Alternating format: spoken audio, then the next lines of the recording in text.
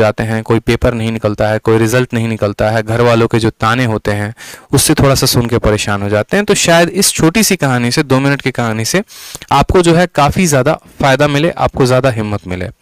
तो एक शहर था, ठीक है, और एक शहर में एक बूढ़ी औरत रहती थी। उनकी 2 बेटी थी और उनके जो पति हैं वो एक्सपायर कर गए थे, उनके पति इस दुनिया में नहीं थे। तो हुआ क्या कि उनका 2 बेटी जो था, ठीक है, तो उनका धीरे धीरे जैसे जैसे वो बेटी बड़े होते गई, उनका बाद में क्या कर दिया गया, शादी करा दिया उन्होंने। अपने बेटियों के मर्जी के हिसाब से शादी करा दिया, कोई दिक्कत की बात नहीं, परिवार अच्छा मिला, अच्छा सपोर्ट मिला उनके तरफ से। शादी होने के बाद उनका परिवार जो है लड़कियों का वो भी सुखी रहा। एक लड़की का जो है वो छाते का बिजनेस था और दूसरी लड़की जो है वो नूडल्स का बिजनेस यानी मैगी का बिजनेस करती थी, ठीक है। बढ़िया तरीके से दोनों का व्यापार बढ़िया चल रहा था और जो माँ थी उनको दोनों बेटियों से बराबर का प्रेम था, बराबर का मतलब स्नेह था। किसी से ऐसा नहीं है कि किसी बेटी को वो कम चाहती थी, किसी बेटी को ज्यादा। वक्त मिलता था तो आराम से कभी इस बेटी के घर चली गई, कभी उस बेटी के घर चली गई। तो एक बार हुआ क्या, ठीक है, कि बहुत कड़ी धूप थी और उस कड़ी धूप में माँ जो है वहां से अपनी बेटी के घर से अपने घर पर आई और कड़ी धूप में जब वो आई तो वो भगवान को कोसने लगी, ठीक है। भगवान को कोसने लगी, क्या कहने लगी कि हे भगवान, इतनी ज्यादा जो कड़ी धूप है, तुम बताओ हमारे बेटी के छाता का बिजनेस कैसे चलेगा, बारिश करवाओगे तब तो उसका जो है गुजारा होगा। तो भगवान ने कहा चलो ठीक है, अच्छी बात है। अगले दिन के शाम में जो है वहां पर क्या होने लगा, बारिश होने लगा, ठीक है। बहुत ज्यादा बारिश हुई, मुसलधार बारिश हुई बढ़िया तरीके से। एक बेटी का जो छाते वाला जो बिजनेस था वो बढ़िया तरीके से उठ गया, काफी ऊपर उठ गया, बढ़िया बिजनेस चल रहा है। लेकिन वहीं पर फिर उस माँ जो है वो बूढ़ी माँ अचानक से फिर क्या हो जाती है, फिर से दुखी हो जाती है। और क्यों दुखी हो जाती है, क्योंकि अब जो है दूसरी बेटी का दुकान नहीं चल रहा है। क्यों नहीं चल रहा है, क्योंकि उसका मैगी का बिजनेस है और मैगी का बिजनेस है, नूडल का बिजनेस है। तो उस मैगी या नूडल को सुखाने के लिए धूप चाहिए, वो सूखेगा तभी तो वो उसको मार्केट में एक्सपोर्ट कर पाएगी, ठीक है। अब 4 दिन 3 दिन से बारिश हो रही है, धूप मिल नहीं रहा है, तो उसका दुकान तो चल नहीं रहा है, तो वो उस कारण दुखी हो जाती है। तो ऐसे क्या होता है, धीरे धीरे कुछ समय चलता रहता है, चलता रहता है, चलता रहता है, ठीक है। रोज माँ जो है परेशान होती है, डेली जो बूढ़ी माँ है वो भगवान को कोस रही होती है। तो समाज में जो उसका इमेज बन जाता है वो ऐसे बन जाता है, अरे यार ये खूसट बुढ़िया है, पागल है, चिड़चिड़ी है, हमेशा जो है भगवान से नाराज रहती है, इसके पास जाओ मत, इसके पास बात मत करो।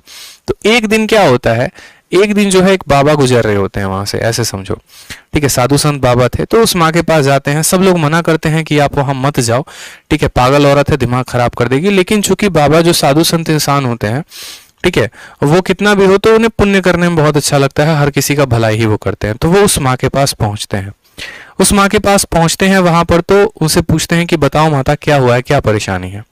तो उन्होंने अपनी जो पूरी स्टोरी है वो बताई कि देखो मैं दोनों से बराबर प्यार करती हूँ, मुझे दोनों का भला चाहिए, लेकिन एक दिन ऐसा हो जाता है तो एक दिन ऐसा हो जाता है। तब वहां पर वो बाबा एक बड़ी प्यारी लाइन कहते हैं, बड़ा जबरदस्त बात कहते हैं जो आपको सुनना चाहिए। उन बाबा ने एक ही बात कहा कि देख माँ, इसमें परेशान होने की तो कुछ बात ही नहीं है, तू बेकार का जो है वो परेशान हो रही है, तुझे तो भगवान को शुक्रिया कहना चाहिए और तुझे इस खुशी में शामिल होना चाहिए। अब वहां पर जो माँ है वो भी परेशान, मैं दुख में हूं और ये मुझे खुश होने को कह रहे हैं। तो उन्होंने कहा कि देखो, आपदा को अवसर में बदलना ही सबसे बड़ी बात होती है। आप ऐसे समझो, ठीक है, कि जिस दिन बादल घिरे हैं, जिस दिन बादल घिरे हैं, तो आप ये सोचकर खुश हो जाओ कि आज आपके उस बेटी का बिजनेस चमकने वाला है जिसके पास छाता है, ठीक है। आप उस दिन दूसरे वाले बेटी के बारे में जो है वो सोचो ही मत कि दूसरी वाली बेटी के बिजनेस का क्या होगा, सिर्फ उसके बारे में सोचो जिसका आज फायदा होने वाला है।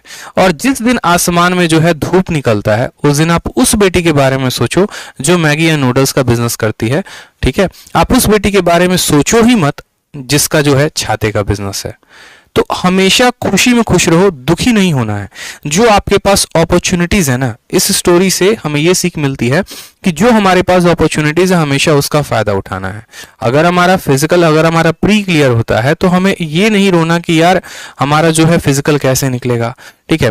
अगर आपका मानो मैथ वीक है तो आप जिंदगी भर इस बात से लेके मत रोते रहो कि मैथ वीक है, मैथ वीक है, मैथ वीक है, जबकि इस बात से खुश हो यार, चलो ठीक है 3 सब्जेक्ट मेरे अच्छे हैं, मेरा इंग्लिश अच्छा है, मेरा रीजनिंग अच्छा है, मेरा जीके जीएस अच्छा है, एक ही तो सब्जेक्ट वीक है, उसको स्ट्रांग बना लेंगे, क्या दिक्कत है बताओ, ठीक है। कुछ बच्चे परेशान होते हैं, सर पैसे की कमी है, सर ये चीज की कमी है। अरे यार, मैंने ऐसे ऐसे स्टूडेंट्स को लाइफ में देखा है जो ट्यूशन पढ़ा के ऑफिसर बने हैं, बढ़िया बढ़िया रैंकर बने हैं, इंस्पेक्टर बने हैं। वो तब बने हैं जब उन्होंने जिंदगी में मेहनत की है, उनको पता है, ठीक है, एक एक चीज उनको पता है, मेहनत का स्वाद उनको पता है। तो ये बात समझो, उनको पता था कि यार हमें सफलता मिलेगी, बस हमें मेहनत करते जाना है।